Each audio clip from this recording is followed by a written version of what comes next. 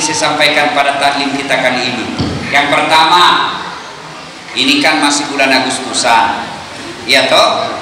Nah, Bapak Ibu saudara-saudara sekalian, kalau kita bersyukur atas kemerdekaan ini, kalau kita merasa bahagia atas kemerdekaan ini, tidak mungkin bisa bersyukur kalau tidak tahu bagaimana hebatnya Indonesia. Ibu bapak saudara-saudara sekalian, Allah takdirkan saya jadi penceramah, jadi sering juga ke luar negeri. Tapi luar biasa Indonesia ini. Wajar kalau leluhur kita mengatakan Indonesia adalah kepingan-kepingan sorga yang dititip di dunia. Satu, luas negara, dari Sabang sampai Merauke. Itu Indonesia Pak. Dari Sabang sampai Merauke, besarnya di negara. Kalau diangkat dari Sabang sampai Merauke, bisa diangkat, dipindahkan ke benua Eropa, Inggris, Prancis, apa Bin? Pokoknya Eropa. Nah, dipindahkan ini Indonesia, pindah ke Eropa, itu semua negara-negara di Eropa tertutup, masih ada lebihnya Indonesia. Begitu besarnya Indonesia Pak. Kemudian kekayaannya, Allahu Akbar. Indonesia punya sawit, punya batu bara, punya nikel, apa bisa sebut apa semua? Ada emasnya, semua kita punya. Tahu Singapura, kecil aja itu Singapura, lebih besar kota Parepare daripada Singapura. Itu Singapura hebat, merasa dirinya hebat. Dari mana beli air minum? Indonesia. Dari mana beli pasir? Indonesia. Kecil itu Singapura. Luar biasa negara kita ini Pak. Apalagi di Indonesia bicara lautnya, Allahu Akbar. Semua jenis sumber kekayaan laut ada di Indonesia. Tidak usah dulu jauh-jauh ke Bali. Tahu bidu-bidu? Tahu bidu-bidu? Masya Allah, ada di situ namanya Labuan Cermin. Iya tuh, masuk buaya rekreasi. Allah Akbar. Itu sumber daya alam. Bicara lagi tentang pariwisata, itu orang Amerika, orang Australia, orang Eropa, orang Arab datang ke Bali hanya untuk lihat apa? Pantai. Kalian orang Balikpapan tidak perlu keluar uangmu kalau melihat pantai, pergi saja ke Manggar. Tidak perlu keluar uang. Lihat toh, orang Arab datang ke Bogor, keluarin uang sampai ratusan juta. Dia tinggalkan keluarganya, dia tinggalkan pekerjaannya, tinggal 1-2 minggu untuk lihat apa? Gunung. Kalian orang Balikpapan tidak perlu keluar uang. Kau keluar saja rumahmu, cari gunung, kau tatap gratis. Allahu Akbar. Hebatnya Indonesia. Bicara lagi soal agama, cari negara orang yang paling enak beragamanya seperti di Indonesia. Apa? Contoh, tahu Saudi? Tahu Saudi? Saudi Arabia, tempat lahirnya Islam. Di situ Nabi berdakwah, di Mekah Nabi lahir, di Madinah Nabi wafat. Tahu itu Pak? Ada salah satu imam Masjid Haram ditangkap. Gara-gara apa? Dia bicara soal haramnya musik, ditangkap sama pemerintah Saudi. Di Indonesia kau dakwah, Allahu Akbar. 10 tahun tidak jelas agamanya, tiba-tiba tobat baru 2 bulan. Kayak dia pemilik kunci neraka dan surga. La ilaha illallah. Kita ini yang tidak pakai jenggot dan bilang bukan ustadz sunnah. Saya ini baki-baki gara-gara tidak ada jenggot. Mau apa kalau tidak mau tumbuh? Allah. Coba lihat di Malaysia kau mau dakwah, biar kau sarjana Quran, biar kau sarjana hadis. Kalau kau tidak dapat izin dari pemerintah, tidak mungkin kau bisa dakwah. Malaysia, sama-sama kita Melayu. Indonesia, baru satu nak baca buku. Musik haram. Di Saudi baru imam masjid haram ditangkap dan dipenjara 10 tahun gara-gara dia ke khutbah, dia bilang musik haram. Sekarang Saudi sudah berubah. Polisi syariahnya Saudi sekarang dibubarkan. Kalau dulu Saudi laki-laki didapat pakai celana pendek ditangkap, sekarang bebas. Coba negara tak, Allah Akbar, mengaku kau saja dulu di Saudi bencong tahu bencong tuh yang tidak jelas jenis kelaminnya antara laki-laki perempuan. Saudi didapat begitu di penjara, sekarang bebas. Nah, Indonesia baru satu nak baca buku, kayak dia paling benar. Allah, musik haram, pasang foto di rumah, tidak masuk malaikat. Akhirnya Nabi bilang, teman Ustaz, saya selalu pacaran di kamar, tidak dicatat dosaku. Kenapa bisa? Tidak ada yang catat. Kenapa bisa? Dia bilang ada fotoku, katanya malaikat tidak masuk di kamar. Apa bahayanya mereka? Iya toh.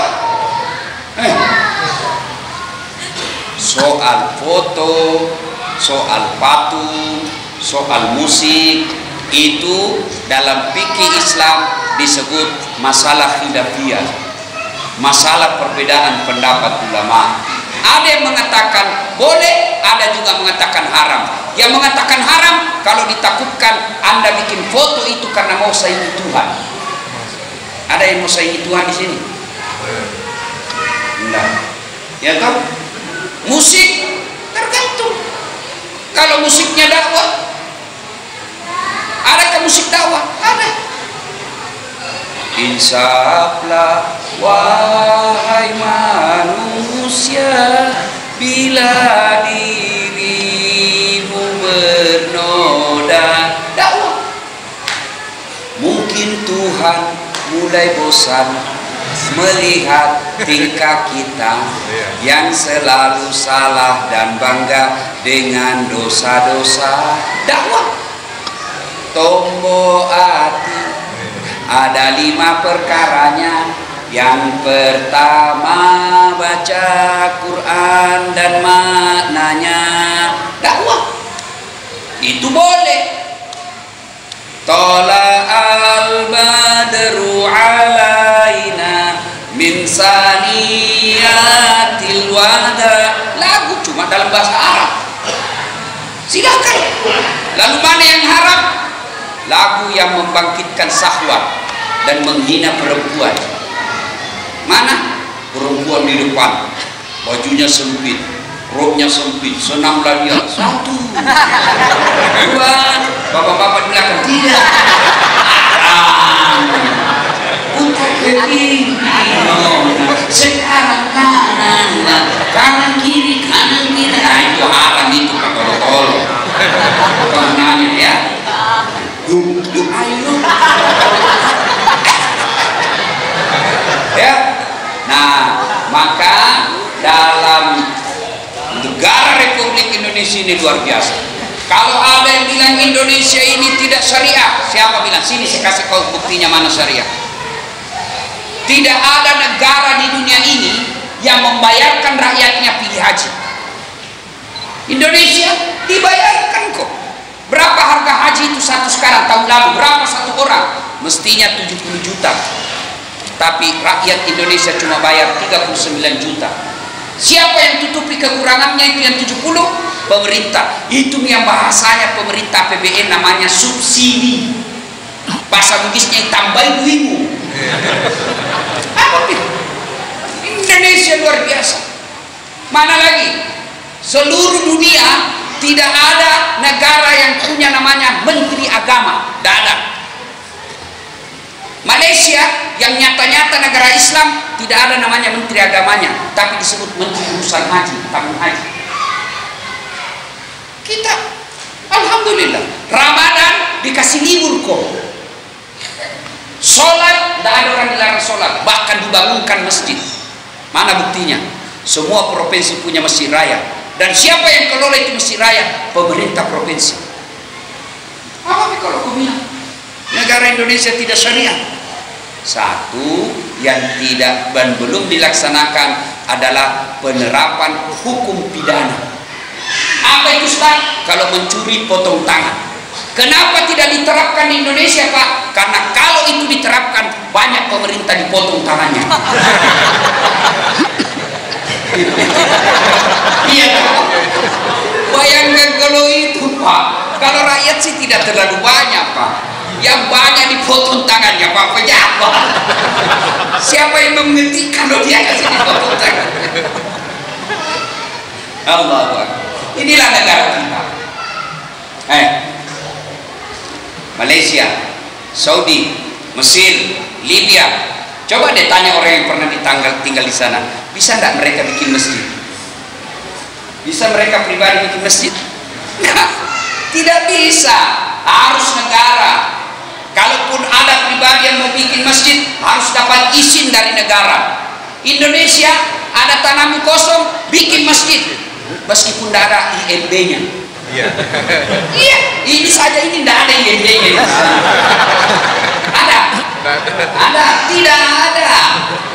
Iya toh? Inilah hebatnya Indonesia. Allahu Akbar. Pergi bapak ke Malaysia, ke Brunei, mau bikin pesantren, kau kira bisa? Tanpa izin pemerintah, tidak mungkin kau bisa pesantren. Di Indonesia ada rumah kosong, kumpul anak mengaji, jadi lagi pesantren hafal Quran, tidak ada isinya. Kurang apa ini Indonesia untuk agama kita? Luar biasa. Maka cara mensyukurinya, satu, kalau kalian cinta kepada negaramu, cara mensyukurinya yang pasti dan real, nyata kau bangun negaramu. Jangan kau terima uang sogok kalau pilkada. Itu nyata kau bantu negaramu, itu nyata kau perbaiki negaramu. Jangan terima uang sogok. Ini tidak, begitu mau pilkada nak tulis wane piro, siaga duina, siaga angka pas solona. Ini yang rusak negaramu. Kenapa bisa rusak negara? Bayangkan Pak, mau menang pilkada harus punya uang 200 miliar. Kalau saya punya uang 200 miliar Pak, ku nikmati hidupku. 20 miliar ku pakai kawin lagi. Kenapa mahal sekali Ustaz? Ku sogo istriku dulu 10 miliar. Tanam aku belikan ku berlian 20 miliar. Kalau aku yang penting kasih ke 20 miliar. Masih ada 100 miliar lebih, bikin masjid 50 miliar. Masih ada 120 miliar.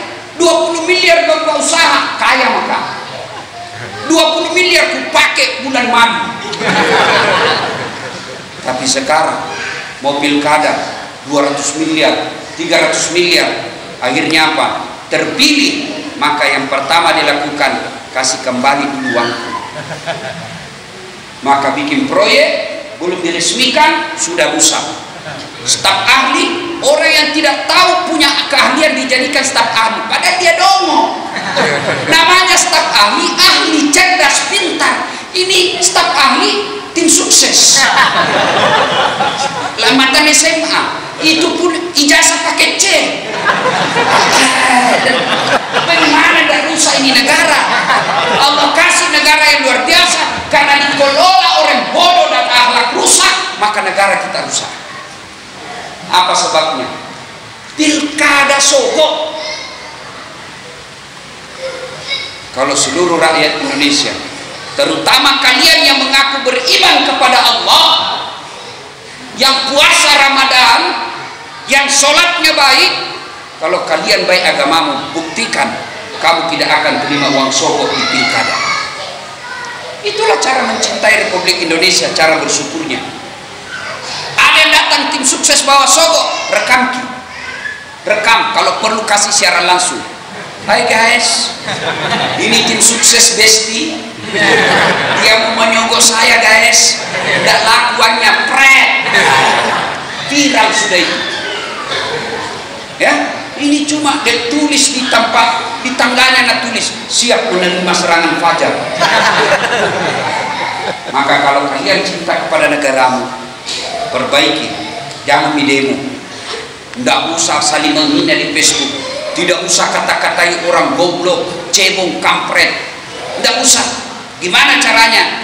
2024 nanti jangan kau terima wansobo, pilih pemimpin yang kau lihat baik.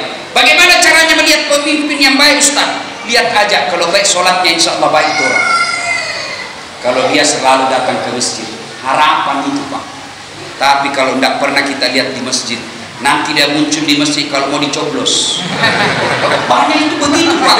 Orang di kampungku bilang Pak Bote. Tahu Pak Bote? Nah itu kalau mau dicoblos, datang pakai songko, pakai gamis, pakai serban. Setiap ketemu orang, Assalamualaikum. Biar tidak minta ditraktir. Nah traktir itu juga di warkop, Assalamualaikum. Sekalinya sudah terpilih, tidak pernah lagi muncul di masjid. Nah, ada begitu di Balikpapan? Ada. Kau salah, kenapa kau pilih dong?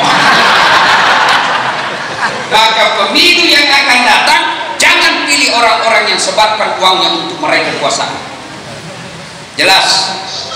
Itulah cara mencintai Republik Indonesia. Ya. Nah, cara kedua, bagi adik-adik ini yang masih kecil-kecil, sekolah, ya. Jangan sampai kita hanya jadi penonton di Balikpapan. Orang datang dari luar negara kita, orang datang dari luar kampung kita, karena dia bawa ilmu, dia bawa keterampilan, dia cerdas, dia tinggal di Balikpapan. Kita hanya menjadi cleaning service, kita hanya menjadi security. Kenapa? Karena tidak ada sekolah. Peraturan pemerintah mengatakan harus mempekerjakan putra daerah. Oke, maka mereka menyeleksi putra daerah. Tapi apa yang terjadi? Rata-rata putra daerah hanya mampu otaknya security dan cleaning service. Maka sekolah, belajar. Dan orang yang punya ilmu itu janji Allah, yarfa'illahu alladziina aamanu minkum walladziina utul ilma darajat. Diangkat derajatnya orang yang punya ilmu. Mana buktinya? Apa kelebihanku saya ini? Pendek, jelek, pesek. Lihat ini aslinya. Tapi mau semua kau foto sama saya tuh? Paling jelek itu ibu-ibu kalau cerewet. Saya selfie Ustaz. Ulang. Kabur Ustaz. Ulang. Sudah itu bilang dulu. Rame-rame Ustaz. Jadi layani ini satu kali rame-rame. Sudah Nabi bilang itu bertiga saja Ustaz. Sudah itu Nabi bilang boleh selfie Ustaz sendiri. Sudah itu Nabi bilang ulang Ustaz. Kabur. Sudah 2 kali ulang Ustaz. Masih kabur. Dalam hatiku namun kamu yang kabur. Belum lagi yang baru belajar selfie. Yang baru belajar selfie itu paling menjengkelkan. Setengah mati nak atur kameranya. Kita buru-buru. Sebentar lagi orang. Paling menjengkel itu kalau sudah dekat kameranya. Nah lubang hidung tahu.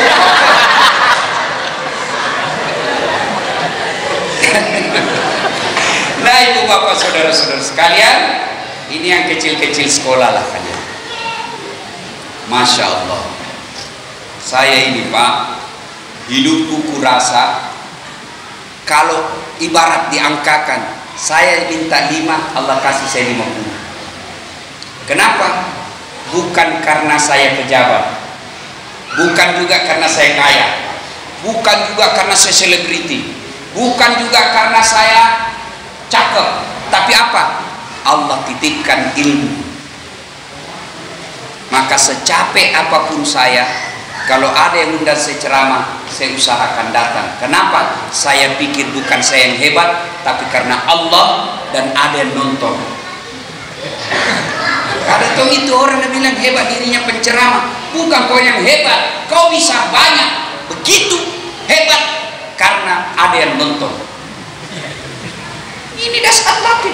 Biar saya hafal Quran, 1 Quran, hadis saya hafal ribuan, tapi tidak ada yang nonton.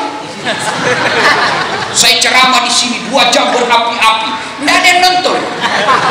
Lewat Ustadz Junaidi, dia bilang sudah lama gila itu Ustadz sudah.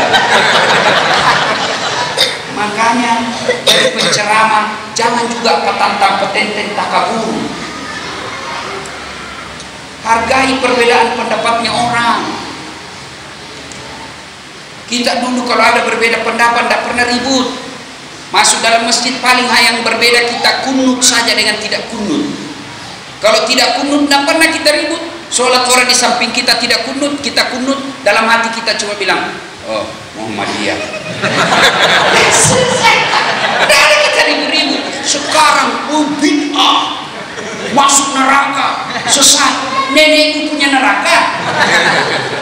Ada juga begitu. Nah, mudah-mudahan masjid ini tidak ada hal-hal seperti itu. Ya, berbeda pendapat biasa. Kalau dia salah, dia masuk neraka. Tapi ketika kau hina dia, kau maki dia, sampai putus persaudaraan, kau dapat dosa. Kalau apa yang dilakukan, dia sesat, dia salah, kau tidak ikut tanggung kesesatannya. Tapi ketika kau hina dia, kau maki-maki dia, apalagi kau tuduh-tuduh kafir, kau dapat dosa.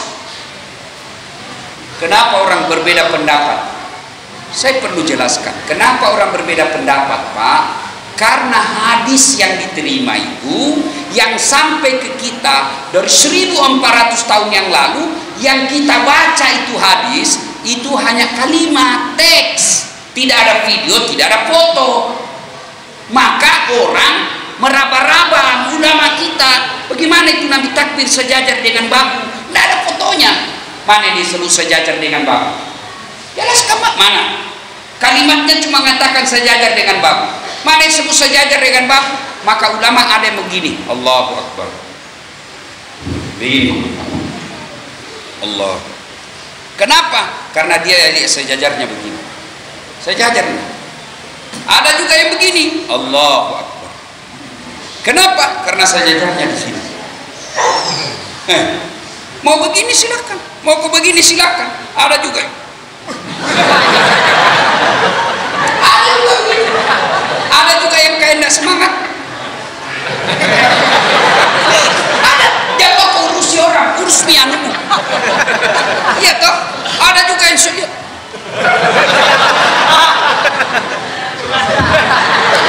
Jangan kau urusi orang. Enak kan kalau kita begitu? Di dalam masjid silakan kau pakai yang kau yakini, tanpa kau hina orang lain.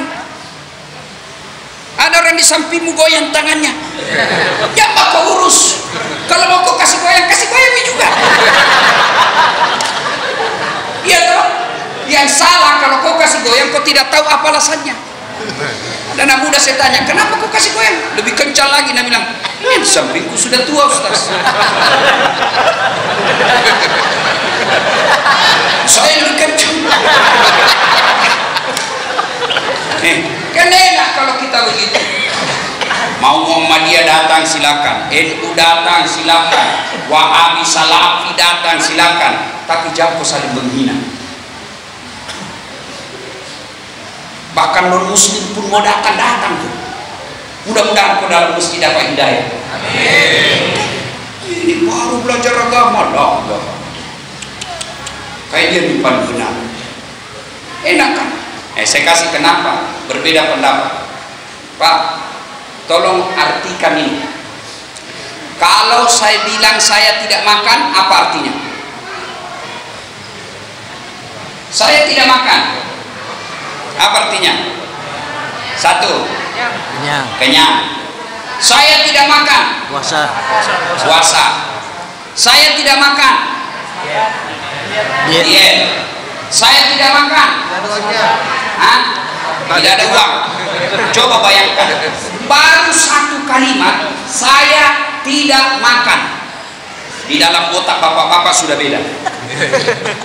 Iya toh, puasa, tidak ada uang, kenyang, diet, alergi, haram, tidak suka. Baru satu kalimat sudah bisa 10 artinya. Begitu itu hadis. Karena tidak ada pendapat ulama,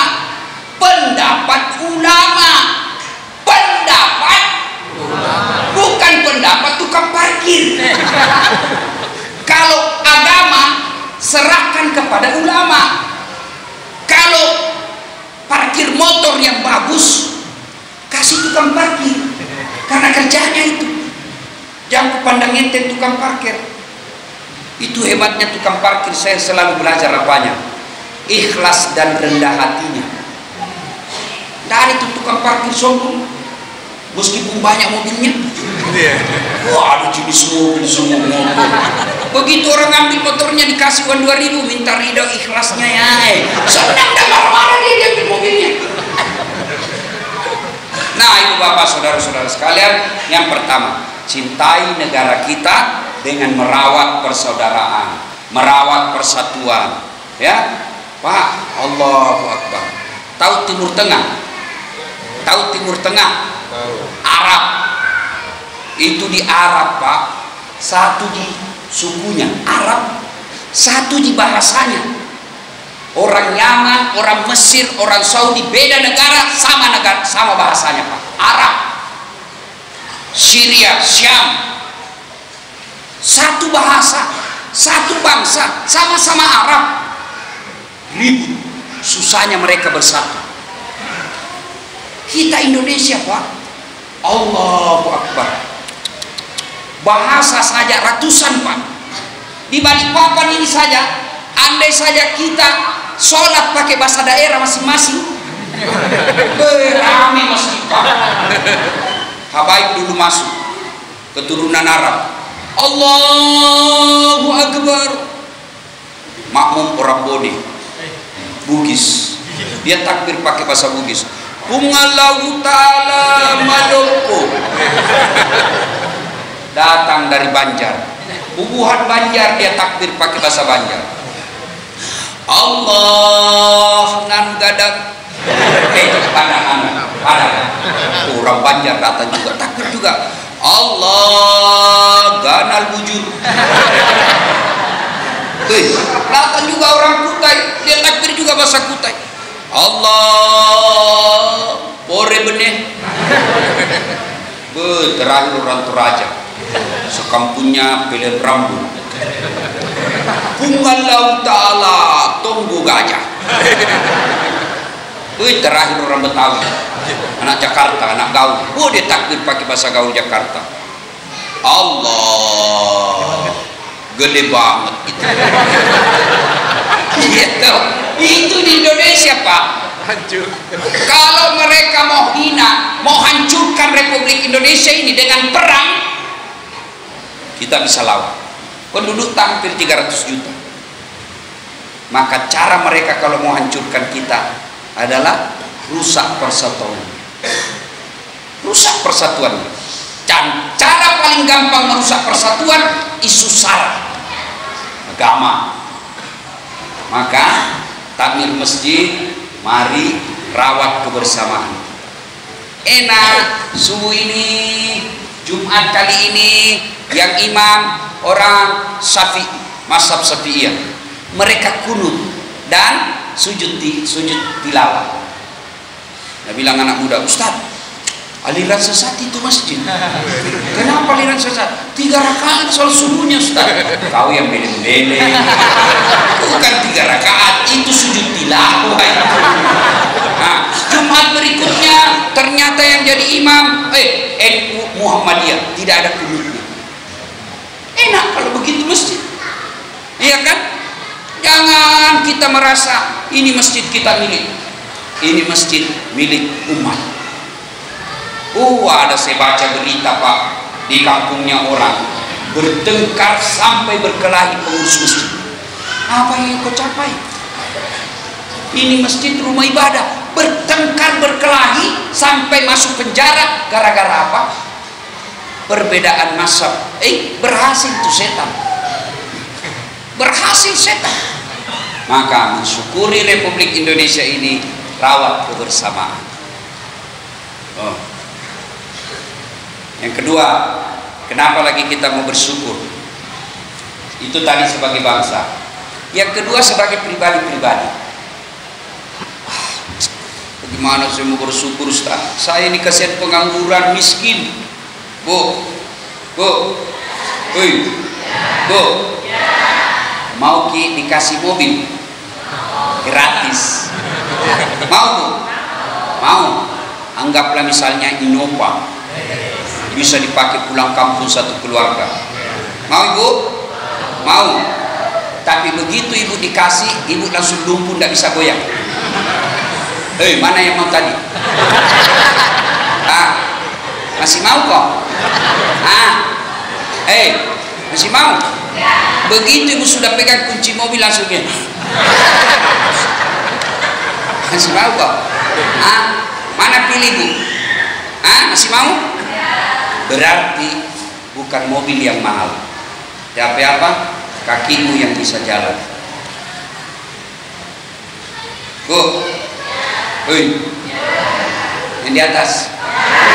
Bu, mau dikasih handphone iPhone 13 1 tera gratis, pulsanya 10 juta. Mau bu? Boleh takut. Nah oke lah, masih ada yang mau Ustaz, tapi begitu saya kasih ibu langsung tuli. Mau diapain kalau kau sudah tuli? Halo, rusak lagi. Kadang awak bujur. Berarti yang mahal bukan handphone. Apa yang mahal? Telinga. Allahu Akbar. Hebatnya lagi di telinga, dia bisa bedakan mana suara istri, mana suara istri orang. Itu. Bayangkan kalau kita tidak bisa bedakan mana teman selingkuh, mana istri. Ternyata teman selingkuh dikira istri, ternyata istri dikira teman selingkuh. Bocor semua Pak. Allahu Akbar. Bu, Dedek, mau dikasih kamera begini. Ini kamera lebih 100 juta harganya. Mau deh? Handphone 5 kameranya. Mau? Takut mau tuh? Anggaplah mau. Begitu dikasih di kamera langsung buta. Kau mau apa kamera kalau kau sudah buta? Berarti yang mahal bukan kamera. Apa? Mata. Allah kasih gratis. Hebatnya lagi di mata, dia bisa bedakan mana istri, mana tetangga. Bayangkan kalau tidak bisa dibedakan mana istri, mana tetangga. Ini malam Senin, kenapa lain rasanya ini? Yang beriwan udah hidup sama. Ternyata tetangga punya. Allahu Akbar. Maka ibu bapak saudara-saudaraku, jangan pernah merasa miskin, teruslah mengucapkan alhamdulillahirabbil alamin. Itu makna dari surah Ar-Rahman, fabi ayyi ala'i rabbikuma tukadziban. Allahu Akbar. Allah kasih kita ini luar biasa. Bapak Ibu, Bu, Pak, bayangkan seandainya Allah tidak kasih sensor kapan perlu perut diisi. Tahu itu mobil kan ada sensornya kalau mau diisi bensin. Ada toh, itu jarumnya kena merah. Kalau sudah di merah mau kasih jalan terus, kenapa? Masih jalan, tapi kau dorong. Iya toh, bayangkan seandainya itu mobil tidak ada petunjuknya, mendoronglah kita tiap hari. Dan perut juga, bayangkan seandainya tidak ada sensornya, kita tidak tahu kapan perlu dikasih masuk. Apa sensornya itu? Perut. Lapar. Ketika sudah lapar, itu artinya kau pergi makan. Ketika kau tetap kerja tidak makan, tunggu nih, hancur badanmu. Allah kasih mata. Bayangkan seandainya kita tidak tahu kapan harus tidur, menyala terus. Allah. Maka kita bersyukur. Cara bersyukurnya alhamdulillahirabbil alamin. Banyak sekali nikmat yang Allah berikan kepada kita. Belum lagi nikmat keluarga. anak. Berapa banyak orang kasihan, habis uangnya ratusan juta, sampai keliling, mulai dari dukun merah, hijau, dukun palsu, dukun cabul, semua dia datangi. Untuk apa? Dapat turunan. Alhamdulillah, kita Allah kasih kita. Itu semua nikmat. Dan hebatnya Allah Subhanahu wa Ta'ala, semakin kau syukuri, semakin Allah tambah. Semakin kau syukuri, semakin Allah tambah nikmat. Nah, maka mensyukuri Republik Indonesia ini dengan cara apa? Nah, memperbanyak mengucapkan hamdalah, alhamdulillahirabbil alamin.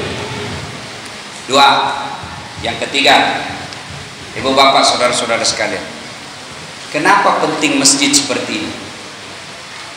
Ya, ini kalau saya tidak salah, ini komplek perumahan mewah. Iya toh? Iya toh? Ya. Perumahan mewah. Alhamdulillah. Tapi sayang masjidnya kecil. Maka orang-orang yang kaya di sini nanti dicari sama malaikat. Kenapa rumah besar masjidnya kecil? Sudah kecil, tidak ada lagi konsumsinya. Dicari itu orang kaya nanti. Ya, alhamdulillah. Bayangkan Pak, meskipun kecil masjid begini, tapi orang-orang kaya yang datang, ada 4 orang kaya datang berjamaah, maju Islam. Nah, karena kita tidak kaya, sudah, sumbangan kita datang ke masjid. Mereka kaya sibuk cari uang, kalau ada pembangunan dia kirim semen. Cuma bayangkan kalau dia sudah kaya dan pelit, dibelender nanti. Maka masjid seperti ini penting. Tujuannya apa? Coba lihat Pak. Karena ada masjid di komplek ini, anak-anak kita ada tempatnya main. Ada tempat main. Coba kalau anak-anak kita tidak ada masjid, sore-sore habis maghrib mereka berkumpul, mereka tidak ada tempat yang mengajak dia dakwah, kumpulnya bukan di masjid. Di mana kumpulnya? Warnet. Di mana kumpulnya? PlayStation. Di mana kumpulnya? Tempat-tempat hiburan. Alhamdulillah ada masjid seperti ini, sehingga anak-anak kita ada tempatnya untuk membina.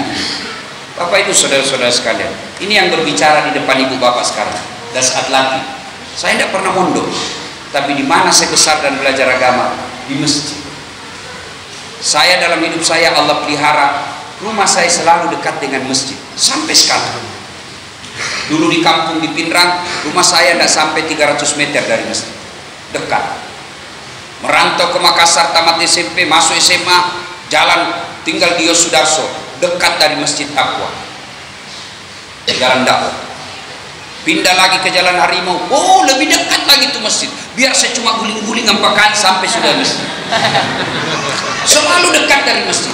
Maka bapak-bapak ini yang saya cintai karena Allah, kalau cari rumah di komplek, carilah rumah yang dekat dengan masjid. Cuma kadang-kadang kita salah cari rumah. Kalau ada pameran rumah 10 menit dari mall, tiap hari kamu ke mall. Bagus ini rumah Ustaz. Kenapa bagus? 10 menit saja dari rumah sakit. Berdoa kau supaya kau tidak pernah masuk rumah sakit. 10 menit dari bandara. Tiap hari kau mau ke bandara. Apalagi kalau kau sudah pensiun, tiap hari kau mau ke bandara. Tidak ada lagi itu SPJ-mu. Maka baiknya 5 menit dari masjid. Masjid seperti ini harus kita rawat. Cara merawatnya silakan dengan kemampuan masing-masing. Yang kaya bangun masjid dengan kekayaanmu, sumbang apa kebutuhan masjid. Masjid punya AC, sumbang. Sayang sekali rumah mewah, AC-nya cuma 4 sini. Nah, ini perlu juga saya beritahu ilmu ini Pak, ilmu. Silakan tanya ahlinya. Air conditioner, orang Malaysia bilang air-con, orang kita bilang AC. Nih AC tidak cocok berdampingan dengan kipas angin. Kenapa Ustadz? Teorinya begini, teorinya ini kipas angin harus terbuka ruangan.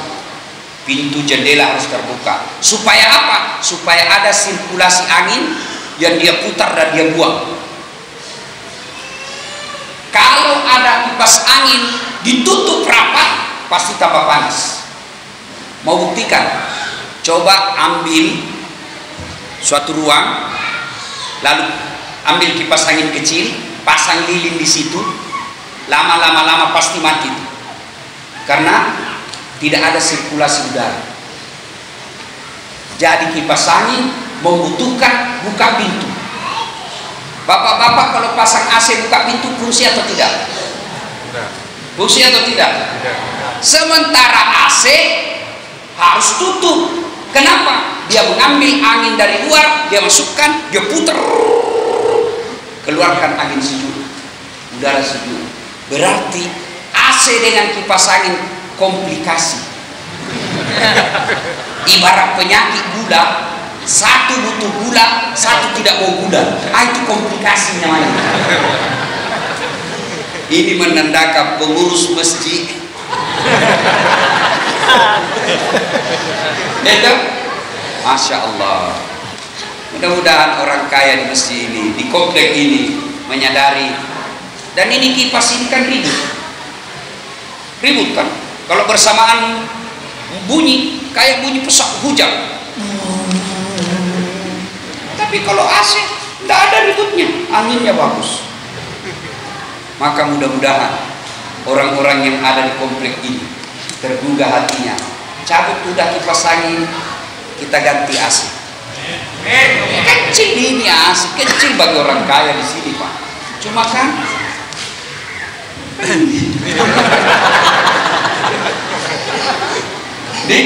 nah, yang punya kekayaan makmurkan masjid dengan cara apa? Sedekah. Kita tidak punya duit Ustaz, tapi kita punya tenaga. Makmurkan masjid dengan apa? Tenagamu. Jadi cleaning service, kita bersihkan, gotong royong, angkat semen, angkat besinya, datang bangun masjid. Itu namanya memakmurkan masjid dengan tenaga. Tidak punya uang Ustaz, tidak punya tenaga Ustaz. Makmurkan masjid dengan cara apa? Akal.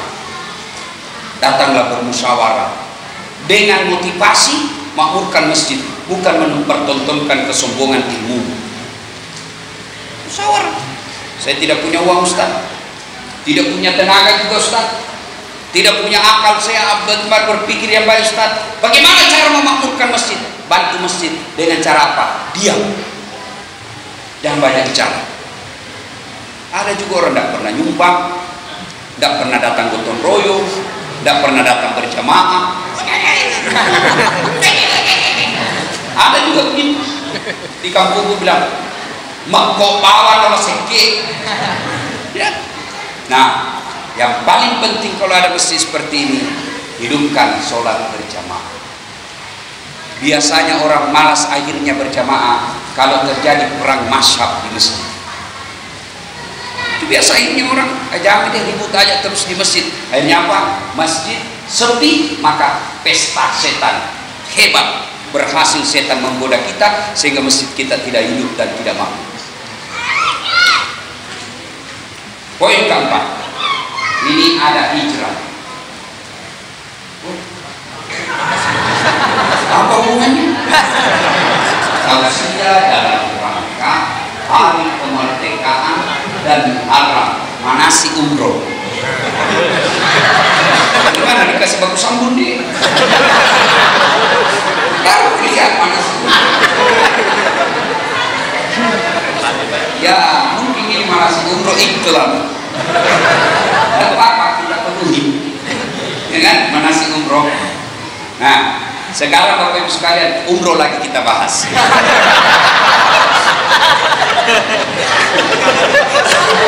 Apa sih campur-campur Nah, Ibu Bapak, kata Nabi, umroh itu adalah haji kecil. Umroh itu haji kecil. Artinya bukan dipanggil haji. Kalau haji, kalau umrah haji. Bukan itu. Artinya apa? Orang yang datang umroh itu dia mendapat pahala bawanya sedikit haji. Bahkan Nabi jelaskan, siapa yang sudah mampu punya rumah harga 600 juta, punya mobil harga 300 juta, ada tabungannya 100 juta lebih, lalu dia tidak pernah haji dan mati, kata Nabi, dua matimu, mati kafir, mati fasik. Kalau dia sudah mampu. Lain kalau kita memang tidak mampu. Ada lagi yang lebih parah dosanya. Apa dia bilang? Tidak ada panggilan, kami belum dapat panggilan. Bohong kau itu. Semua manusia dan sudah yakin dengan rukun Islam, sudah sampai undangannya, sudah sampai panggilannya. Tidak boleh kau katakan tidak ada panggilan. Sudah sampai panggilan. Yang ada adalah niat kuat untuk menjawab panggilan itu. Kenapa tidak bisa? Saya tidak mampu. Karena kau selalu yakin tidak mampu. Coba kalau pulang dari ini, besok kau buka rekening, masukkan 100.000, rekening ini khusus saya tambah untuk umroh. Ada sedikit tambah. Percaya Allah yang cukupkan. Coba kan tidak pernah kau mau. Sama. Kenapa bapak-bapak tidak pernah potong sapi kalau kurban? Kenapa? Karena selalu berpikir tidak mampu. Coba kalau niatkan tahun ini, saya tahun depan saya mau potong sapi, saya tabung. Kita di masjid, ayo kita beli sapi ya, 1, kau mau 2, mau 3, 7 orang, 1 sapi 2,5 juta sampai 3 juta selesai. Masa 3 juta tidak bisa kau dapat 1 tahun? Pulsa saja bisa kau dapat. Itu nih pembeli pulsa 1 tahun, itu nih sampai itu ketawa sini. Berarti haji umroh itu bukan karena tidak mampu kita, tapi kita tidak rindu datang kepada siaran Nabi. Coba kalau bapak doa, ya Allah berikan saya harta, cukupkan rezekiku, saya mau datang siarai Rasulullah, saya mau datang tawaf. Sudah itu jangan cuma berdoa, buka rekening, sholat duha dulu. Ya Allah, ini ada rezekiku, mudah-mudahan Engkau maha kaya, cukupkan supaya tahun depan saya bisa umroh bersama Dasat Latif. Sudah, coba praktekkan. Cuma kan kita tidak pernah buka rekening untuk umroh. Yang kita buka rekening apa? Beli rumah, beli mobil. Maka begitu bapak mati sudah punya rumah mewah, mobil mati dan tidak sempat umroh. Kalau haji kan ngantri, minimal umroh. Lalu yang kedua, orang yang datang ke Baitullah, Allah dalam ayat Qudsi jelaskan, siapa yang datang berkunjung ke Baitullah, saya kasih 2 hadiah. Apa hadiahnya? Diampuni dosa-dosanya, dikabulkan doa-doanya. Saya ulang, siapa yang datang ke Baitullah, umroh atau haji, datang ke Baitullah, mengeluarkan uang misalnya 25 juta, maka Allah janjikan, 1, ku kabulkan doa-doamu, 2, ku ampuni dosa-dosamu, dan saya juga yakin Allah pasti ganti hartanya. Tidak mungkin orang pulang umroh bangkrut, tidak ada, iya kan? Maka segeralah berumroh. Ustaz, saya belum bisa umroh Ustaz. Kenapa? Saya belum hafal buku manasik. Sampai mati bapak ibu tidak mungkin bisa umroh kalau begitu. Kenapa? Itu buku manasik bukan untuk dihafal. Saya saja yang sudah mondar-mandir sampai sekarang saya belum hafal itu buku manasik. Umroh itu ibadah fisik, haji itu ibadah fisik tanpa bacaan sah. Pak, kalau bapak sholat ruku, Allahu Akbar, at-tahiyyat, benar atau salah? Benar atau salah? Salah. Sami Allahu liman hamidah, Rabbi gfirli warhamni wajburni warfa'ni. Salah. Salat ada bacaan khusus, tapi umroh haji tanpa bacaan sah. Bapak tawaf, diam saja. Sah. Sa'i, orang lari, bapak juga lari. Dia orang jalan. Lari. Tidak aku baca, sah. Puncak haji wukuf di Arafah, diam saja, sah.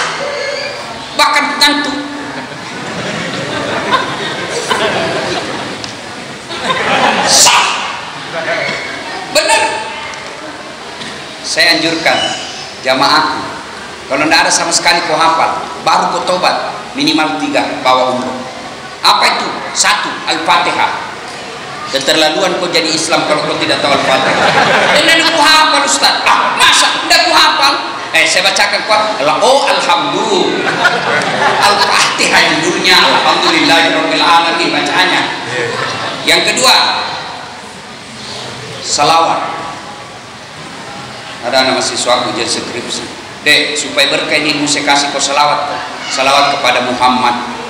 Salah, ulangi. Salawat kepada Muhammad. Salah. Salawat kepada Muhammad. Salah. Kan sudah bilang yang mana itu Ustaz? Allahumma salli ala Sayyidina Muhammad wa ala ali Sayyidina Muhammad. Oh, sudah diganti Ustaz. Bukan diganti, kau yang beli-beli.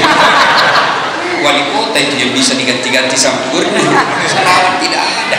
Yang ketiga, sudah cukup modal pergi tanah suci. Doa sapu jagat. Hafal doa sapu jagat? Nah, bilang tidak hafal Ustaz. Masa enggak Ustaz? Yang mana Ustaz? Rabbana, aku hafal itu Ustaz.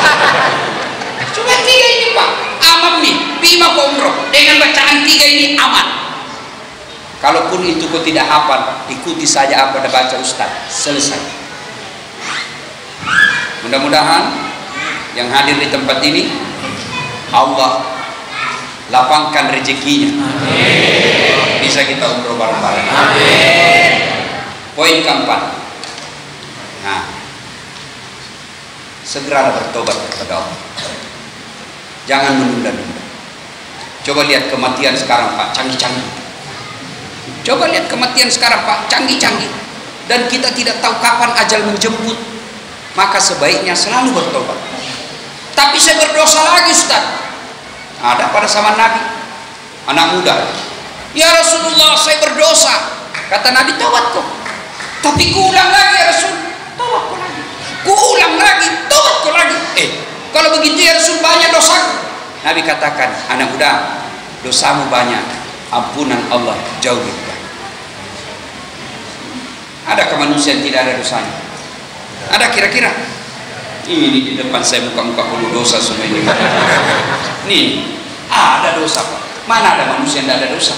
Dosa saya paling banyak sekarang Pak, mata. Dosa mata. Mau apa Pak?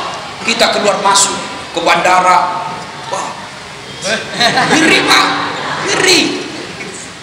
Tidak mungkin saya jalan terus begini. Tak pernah kita istri.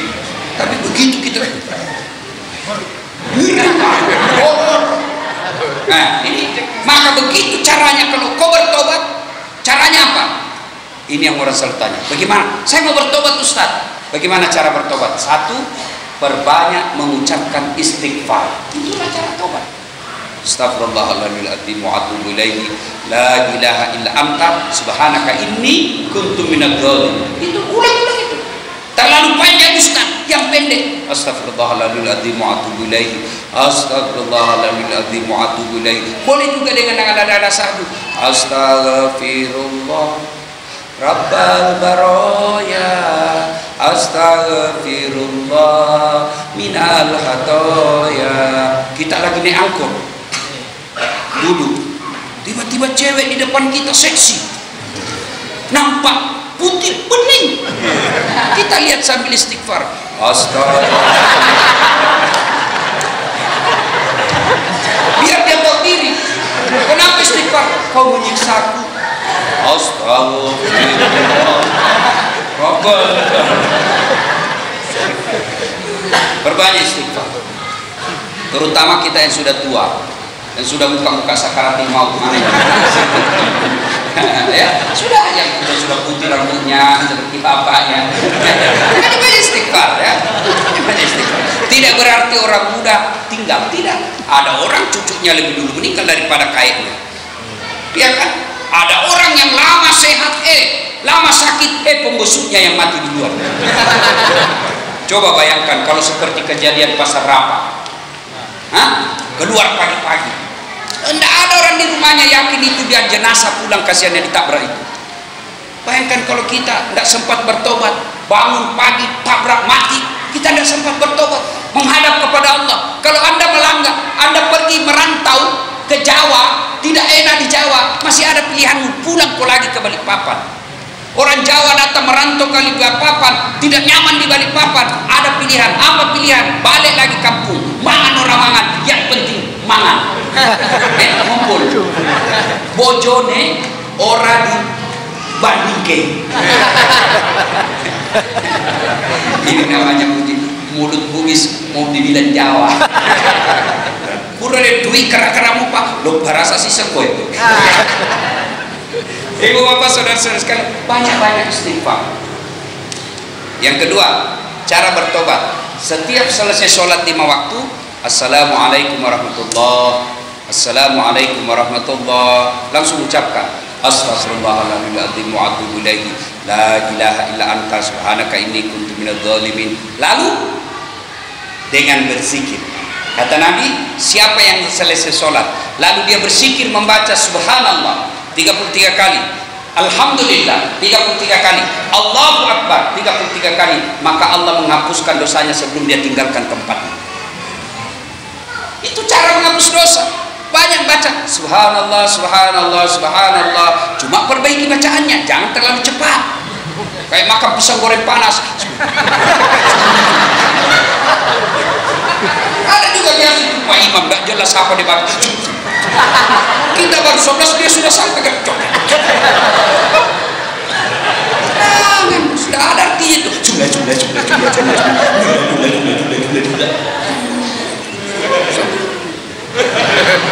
perbaiki subhanallah subhanallah subhanallah subhanallah subhanallah subhanallah. Nah, itu cara menghapus dosa. Apalagi cara menghapus dosa, ikut taklim seperti ini, ikut taklim seperti ini, lalu selesai berjabat tangan. Karena Nabi katakan, di antara umatku siapa yang bertemu dan berpisah lalu mereka bersalawat dan bersalawat kepada Rasulullah, maka tidaklah mereka tinggalkan tempat sebelum Allah telah ampuni dosa-dosa. Nah, itu semua cara. Yang keempat, cara mengampun, bertobat kepada Allah dengan cara apa? Melazimkan sholat sunat taubat. Sholat sunat taubat sama caranya sholat tarawih, sama sholat duha, sama sholat sunnah yang lain, coba beda niat. Kalau tahajud, niatnya tahajud, waktunya malam hari, jangan kau sholat tahajud jam 8 pagi, salah namanya. Kalau juga sholat duha jam 10 malam, salah juga itu. Tapi kalau sholat taubat, waktunya paling bagus selesai sholat maghrib, nunggu isya. Apa niatnya? Sudah, bapak jam 5. Wah, saya mau ke masjid sholat maghrib, tapi saya juga mau sholat taubat. Itu niat. Sudah niatmu itu, tidak mesti kau ucapkan. Itu yang usolli, itu hanya ulama Melayu yang ngajarkan. Ucapkan. Ulama Timur Tengah tidak ada. Maka jangan heran kalau bapak ibu pergi tanah suci, lihat ya orang Arab pak. Kalau dia masuk masjid, begitu berdiri langsung takbir tak. Kalau kita kan lama dulu.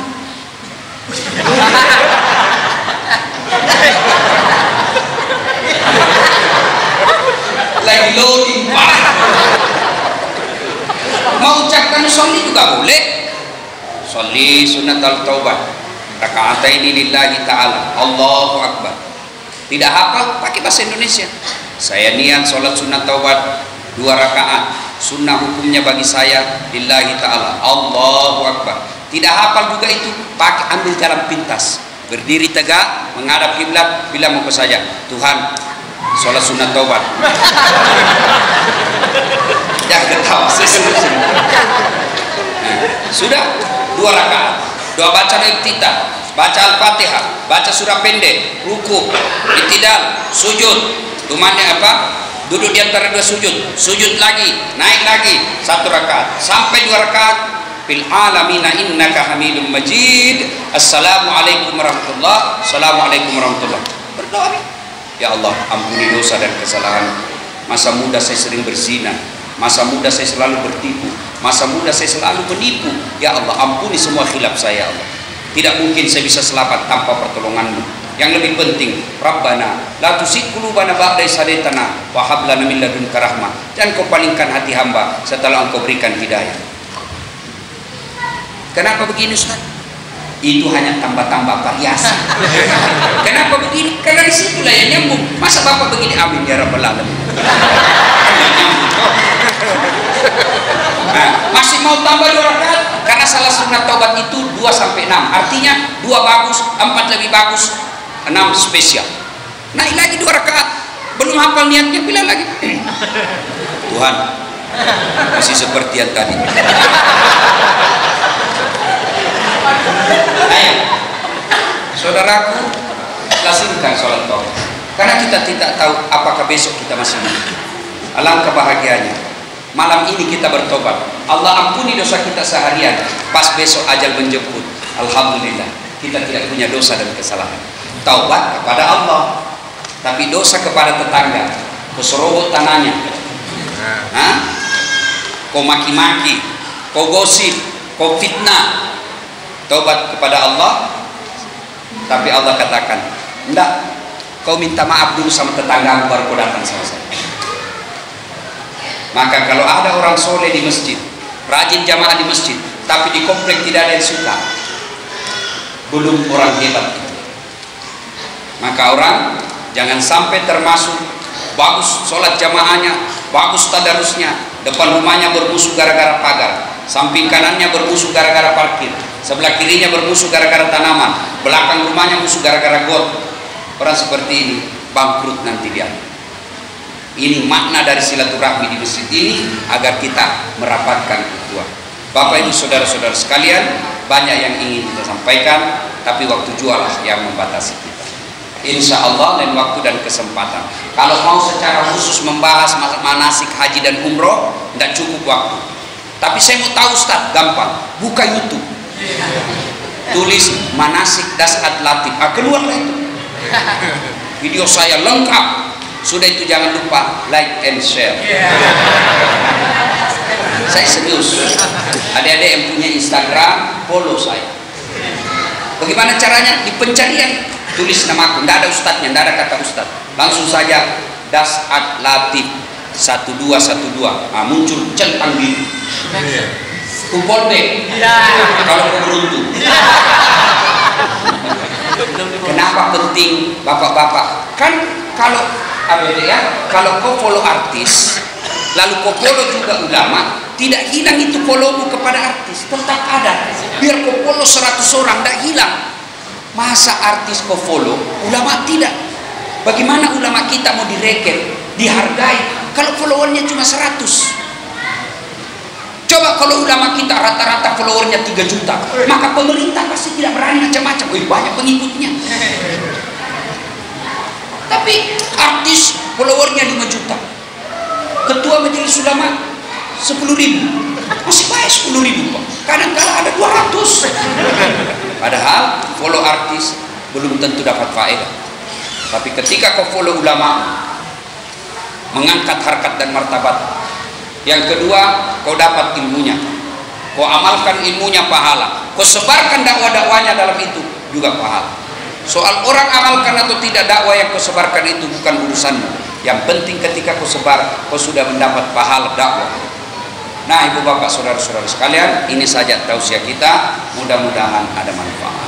Sebelum kita akhiri, mari kita kirimkan suratul Fatihah kepada Rasulullah Muhammad SAW. Khasiat dan keutamaannya kita ikhlaskan untuk mereka yang telah mewakafkan waktu, harta dan ilmunya untuk pembangunan masjid ini. Al-Fatihah.